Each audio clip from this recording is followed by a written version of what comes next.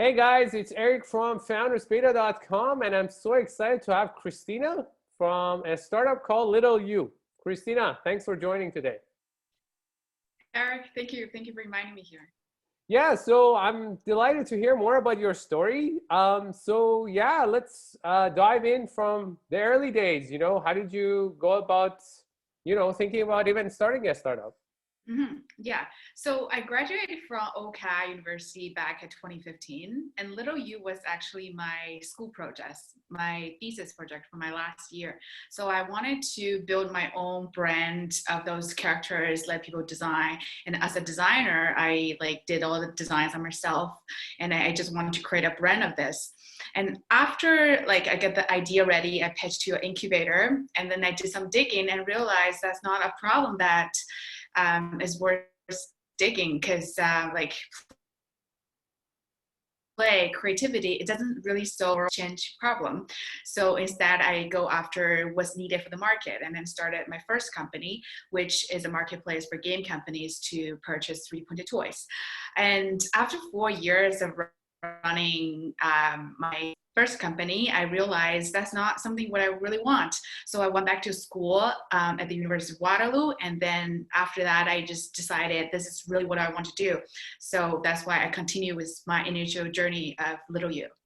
Awesome. So maybe tell us a little bit about LittleYou, what it does, and how did it come about in the beginning? Besides the school project, of course. Yeah, sure. So Little You is a rewards application for kids to design and purchase and share 3D printed toys. So basically we have pre-designed templates, and they can customize the character by changing color, size, position for different things to create their own unique avatar. And they can share with their friends, share on social media. And they also have the option to 3D printed toy. And right now I actually have some samples in here. Sure. It's little Nice. characters that Amazing. live. And then we are bringing new materials actually this month, and then we will have another material coming up. So it's an exciting product that we're bringing to the market.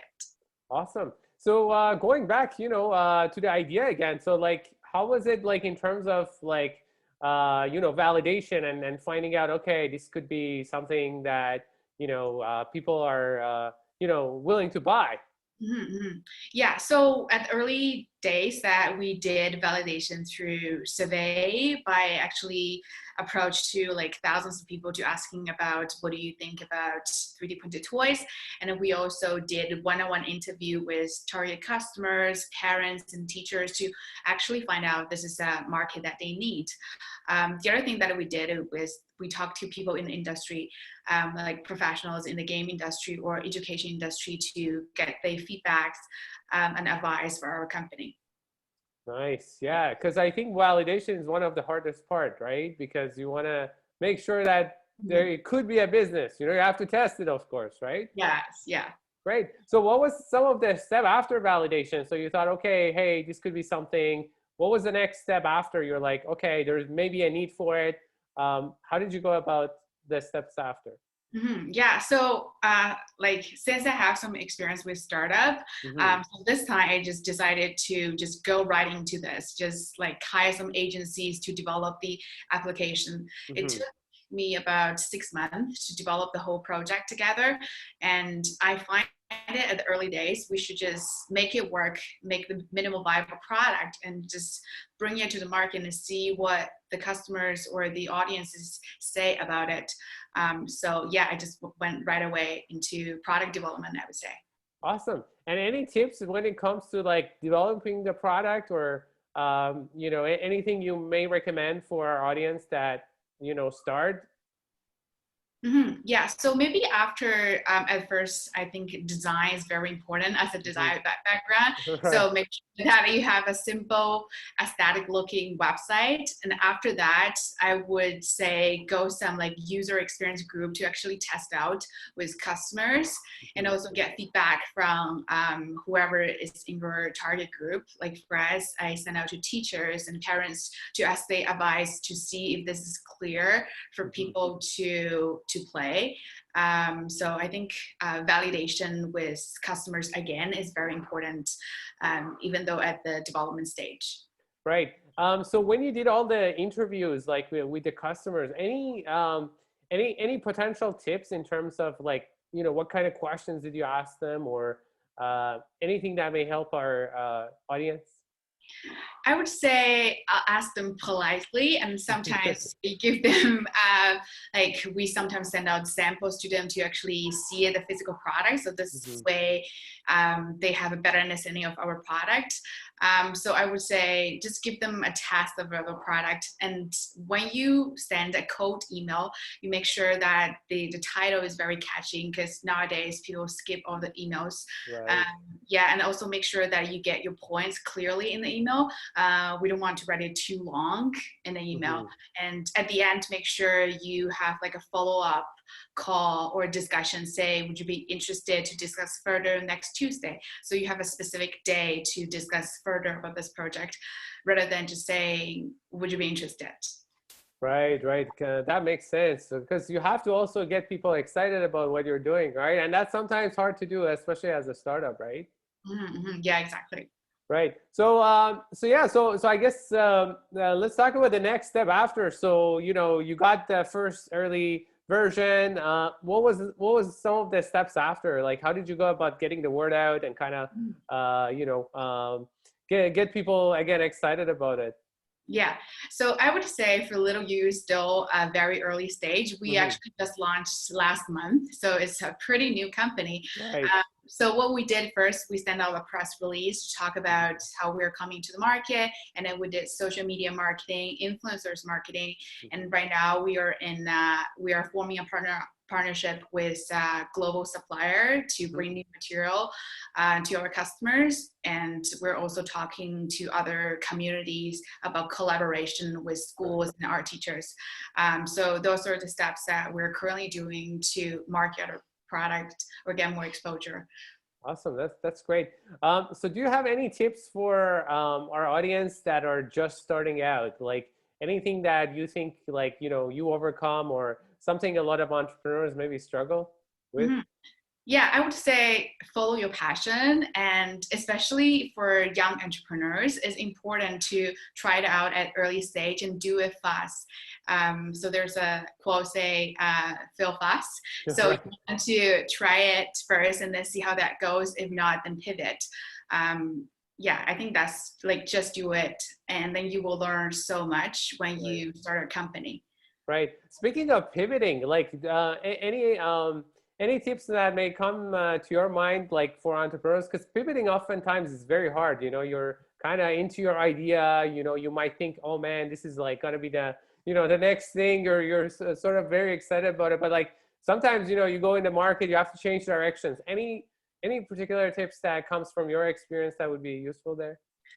That's a very good question. I think it's just the reality. Once you Right. realize that the market is needing something else rather than the thing you think the customers would want. Right. So it's often a hard decision. And yeah, it's also hard for me when I closed my first company, I decided Hmm. to pivot, go back to Right. school. So Right. I think it is a hard thing, but I would just keep encourage whoever going to do that, like be stronger Right. and make the decision faster. Yeah. Once they Right. know for sure that's not the product the customer want, then yeah, then do it. Mhm. Right, right. Because I often think like pivoting is a very difficult one, right? Because Yeah. attachment, right? But like you said, I think making fast decisions and seeing what the data tells you, I think those are really good tips for our audience. Mhm. Um, yeah. So let's talk about life in a startup. Like how do you balance things out? Because as a founder, oftentimes we love our startups, right? We're working 24/7 maybe. So how do you keep it together and kind of keep going at it? Yeah, so for me, I balance my life between startup and my free times like equally because I have a lot of hobbies during my free time. So Right. I think it's important that we keep our hobbies at the same time we're running our startups. And I find maybe do some painting or do some music composing is really help release the stress from startups. And yeah, I think it's very important to actually do the things at work and also separate it so you can spend some time with family. And And that's actually the reason why I started LittleYou, because LittleYou's mission is actually about do whatever, like be whoever you want. You can customize the character in any way you want. So there's no constraint about like limiting yourself with one career or one style. So that's why I decided LittleYou, and you can have like multiple careers. And yeah, you can just be whoever you want to be, you're comfortable to be. Right. Yeah, I think that that's actually a very good advice, because I think in this world that we live in, you got to be yourself, right? Mhm. Be authentic, and then you know, wear different hats, which I think a startup is all about that. So Yeah. that's great. So let's talk about the best advice you ever gotten. You know, I always ask founders that come on Founders Beta. Uh, yeah, well, what's your philosophy on that? Anything could be a startup, could be life. You mean advice from someone else give to me? Yeah, or your advice for other people. Yeah, what would you say to that? Yeah, like it Um, could be any sort of advice. Yeah. Okay, actually, I have a story. So when I was, I think a couple years ago, where I did a competition, and it was pretty challenging competition. And then at the end, I did not. I got into the finalist, but I did not win at the end. So I was very disappointed. So one of the judge actually came to me, and then he said that he felt that I looked disappointed, and then he told me that the idea is great and the product's great. And at the end, he told me one sentence, which I don't think I can never forget. He said, "Your pitch was good, but not great." Mm, So I think I always remember this, because I find like at first he told me that the company is great and then comfort me at that time. And he also gave me the space to improve, because I want to be great, not just good. So right, right, right now there's like more space for me to learn. And yeah, that's just advice come out of my brain right away when you ask right. advice I was given. Right, right. That's really interesting. So aim for something bigger, right? Right, right. That's good, because I think as a startup founder, there's always ways to improve on things, right? And I think that's something that's very important, to always take feedback, but at the same time, you know, where that feedback is coming from too, right? Like, are they credible? Are they another founder? Have they done it, right? But I think, yeah, when it comes to feedback, such a key for founders. And I think sometimes, you know, we have to develop a thick skin, Mhm. right? Because most of the times, you know, people are constantly maybe using the product or trying to give out feedback. And sometimes could be good feedback, and sometimes maybe not so, right? So it's always a challenge to, you know, take the feedback, but I think always take it with a grain of salt, right? Mhm. To see where that feedback is coming from. Yeah. Okay, so for our audience that want to learn about LittleYou, where can they go? How can they get in touch with you? Yeah, sure. So they can just like visit our website at www.littleyou.ca, or Mhm. they can find me on LinkedIn. My name is Christian Guo, and if they have any other questions, they can just email to me or talk to me there. Awesome. Well, Christina, I think, yeah, thank you so much for coming out again and sharing the story of LittleYou. And I'm looking forward to sharing this with our startup community. So thanks again. Thank you, Eric. Awesome.